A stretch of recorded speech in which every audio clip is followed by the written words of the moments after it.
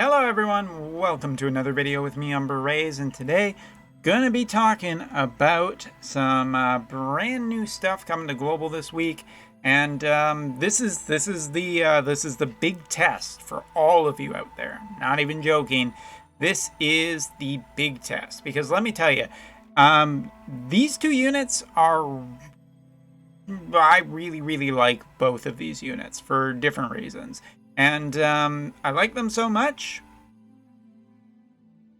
I actually have both of them. And not only do I just have both of them, I actually have both of them up to level 99. That's how much I like these units. Alright, so let's talk about both of these units really quickly, and then we'll talk about some of the other stuff that is coming to global this week. Obviously, you have the side story. Obviously, you guys are getting very close to 1 year anniversary, which means lots of free stuff too, and that definitely goes into consideration about these two units. All right, so Elsie Rel, I guess. Sorry, I'm used to what I call her on JP, and Elsie is just so much easier. So yes, this unit is primarily a great sword user, as a matter of fact. She is a absolutely awesome unit. Now, you guys have a little bit more introduction to this, mainly because Nightblade has already shown up on global. But even if not, you've heard about it probably from the JP side. It is a class that I think is very strong, and yeah, the Slumbering Sword here is just a particularly really good unit. So taking a look, Goodnight Rumble is her limit burst, deals damage large to targets within range, lowers AP consumption for 3 turns. Great. I've used this unit a ton in different raids, basically anything that's a slash raid. This is a unit I always consider to put into the party for a bunch of reasons. I mean, Goodnight Rumble is a good start for this character because it essentially lowers her AP cost for other stuff, and usually 3 turns, that's all you're going to get in a raid anyway. She also has a brand new ability, again, that I'm sure everybody knows about, but Drain Rush, deal 3 hits to target and absorbs portion of the damage dealt.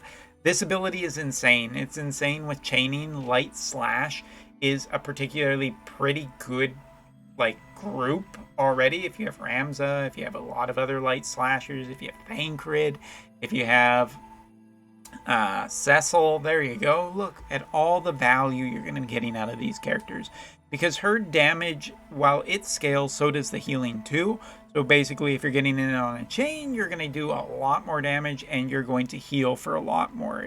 I think I've healed for about 6,000-7,000 off of a really good chain, while also just destroying a raid boss. So yeah, Elsie is a ton of fun. She also has Maiming Slash, which lowers healing power for 3 turns, which is a nice ability, but it's not one of the ones that I really like. I actually like her support abilities that appear in Nightblade, which basically power up sword users and slashing power, and that just makes her a long-term value unit. She is one of the last units, along with Garvel, to come out before the EX jobs, meaning that it's going to be a long time until she gets her EX job. So her value is kind of nebulous. If you're wondering about exactly where I put her and Garvel, I kind of put her in terms of Sephiroth and Lila, or Lyra, well, depending on which version you were playing, when 7 stars were introduced on Final Fantasy Brave Exvius, which is a different game, but still tied to this game. That was another moment where those 2 units basically kind of got buried by 7 stars, and I don't think that's necessarily the case with either of these 2 units. Elsie, even though she's 99 max, I found a ton of places for her on sword composition teams, and she's always one of the highest ones that I consider. Spellblade gives her magic resistance, Dual Gunner gives her some defense penetration. She is just a really solid unit, great stats, and overall I like this unit a lot. She's been very useful for me over the time that I've had her, so I give her a big recommendation with an asterisk. We'll come back to that. Alright, the other unit is Tiny Hands here. This is kind of a joke on the JP side where everybody always says, oh, it's Garvel, you mean Tiny Hands, because if he's got really small hands. But make no mistake, you should not be underestimating this character. This character is a really good one and pretty much a unique job still at this point, because there hasn't really been anybody else who's come along that has the same job as Garble. First of all, dark composition teams, he's amazing. He works really well on dark composition teams because even though he is a magic-based damage dealer, well, guess what? He actually is pretty good at, like, Energist is just a really good brawler against physical type units, and that makes him just generally good. But Messenger as his secondary job is also has really good value because it has sure hit abilities. So in other words, it can get around evasion. I mean, Kododama has just some really nice support abilities. I don't think it needs to talk too much about it. Red Mage is also just good potential support, so he does have some options, but his main job is definitely the big thing. Limit Burst, Concentrated Chi Lancer, raises own spirit piercing rate, then deals damage large to targets with him based on magic, and lowers spirit and piercing to the target for 3 turns. I mean, it's a piercing ability. It's just really, really, really good. It is a strong limit burst. It can potentially get multiple targets in there, and yeah, it looks really, really cool too. But you guys can, check that out a little bit later. All right, Twin Chi Rupture is one of his abilities. Deals damage XL to targets within range. Very short range, only 2 basically in front of him, based on the caster's magic stat, but it is an incredibly powerful attack. And Hyper Vitality significantly raises magic and dexterity for 5 turns from the commencement of battle and agility up. And this is one of the things I think is probably the coolest about Energist, is it is a class that burns itself out. But the content right now, for the most part, well, guess what? There is a good amount of stuff right now that you just you aren't going to get really that much time. By the way, if you're hearing the clicking, that is essentially my mouse. I think I've mentioned it a couple of times, but some people are like, there's some kind of... Yeah, it's the mouse. I could throw the mouse away, but then it's just going to be difficult. Looking at his master ability, dark attack up and increased magic, which is just really nice. Taking a look at his other skills, obviously, like so that ability that is advertised, it does give him a 30% agility increase for 5 turns, which is nuts. 60% to magic increase for 5 turns, and a 60% for dexterity for 5 turns. And again, most things don't last much longer than 5 turns anyway, so it's pretty good. He also has magic increases from a couple of his classes, initial AP up from Red Mage, as well as magic resistance, and he can give himself some extra spirit and light resistance from the messenger class. His counters basically allow him to counter physical damage by giving him a 200% physical evasion for self, which is a pretty cool way of getting around some physical units that might be trying to attack him. And yeah, in his main job, he has moved to target panel, debuff resistance. He has reduces the physical damage for himself for 3 times with a 50% damage reduction. He has 100% sure hit abilities even in the Energist class. I just really like Energist. It's a pretty cool one. And taking a look at his TMR, TMR is also a pretty nice get too. There it is. With an ability to increase magic 40% for 3 turns for self, and increase magic resistance penetration by 50 for 3 turns for himself.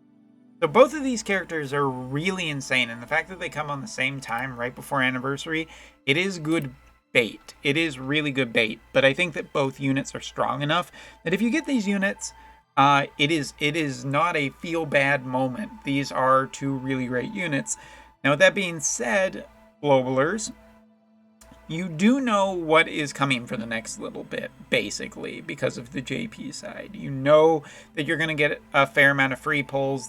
Even some of the free pulls are starting this week with the countdown to the 1-year anniversary. So spending a ton of resources on these banners isn't what I would say, well, I wouldn't say it's advisable either. But because there's a good chance that you could get these characters on anniversary banners, you could get these characters doing pulls in the future on some really high profile banners that I know everyone's waiting for. Needless to say, near Final Fantasy X and the double cost units that are on the horizon as well. There's a lot of stuff to look forward to, as well as the fact that EX entering basically means that you guys are about to enter the more expensive era. And that gets me to the plus points. Or, well, let me finish up about these two units. First of all, I think that both of these units are really good gets. I think that even without their level 120s, they've found plenty of use. I have no complaints about either of these units on the JP side from me using them. Yeah, I just really like both of these units. Talking about the to do with, well, basically I know that there's been a little bit of anger on the global side this week because of what's happened on the JP side with Duan. And something to note about Duan and this whole situation, and I'm not meaning to call out global players. I'm not meaning to say that you guys shouldn't ask for better situations and better stuff all the time. Like, that is kind of your thing, so long as it's, mostly fair to both parties. But just talking about the fact that some people are complaining about it, well, there's something that I think globalers have to remember. First of all, you guys have vision cards that are limited time on JP, and you guys can just get them whenever.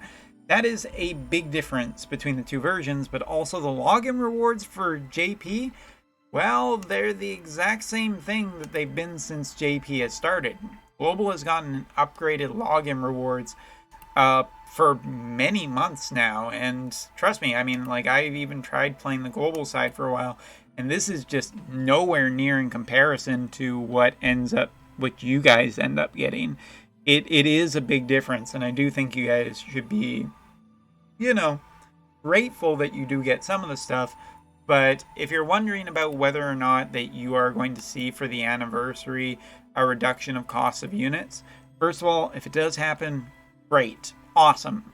Again, more power to the players, less power to the executives and whatnot, and the overcosting of this game, and the fact that EX is, I will always maintain that EX and 120 did not need to come to the game in like 1 year's time. Basically, there was no need for it yet, and it's been largely useless because something I haven't really talked about, but the long and short of it is the fact that because new units are getting 120s at the same time as old units aren't good value. They just aren't. They don't compare 90% of the time to the newer units, and just how much stronger the newer units are because of new jobs and everything, and maybe I'll go into more detail about that later.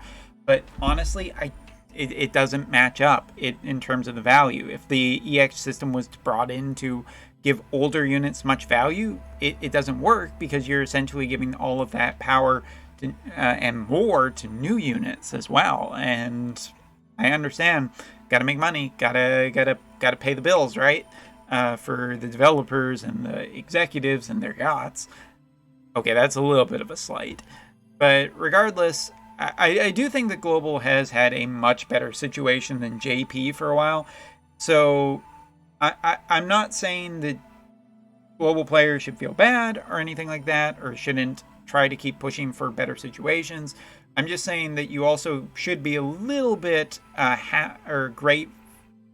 thankful is maybe the right word, that you guys ended up getting, that you guys do have some much better situation than we have had for many, many months. And that is a thing. You have to understand as well that the JP side got very, very angry about it and threatened, and it worked.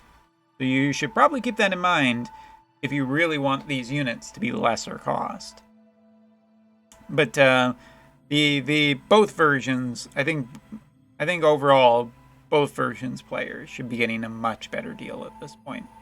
Anyway, so let me know, are you going for Gabby or Elsie? Yes, I do call Garvel Gabby, And I do call her Elsie, and that's never going to change. So thanks for watching. Take care. See you next time.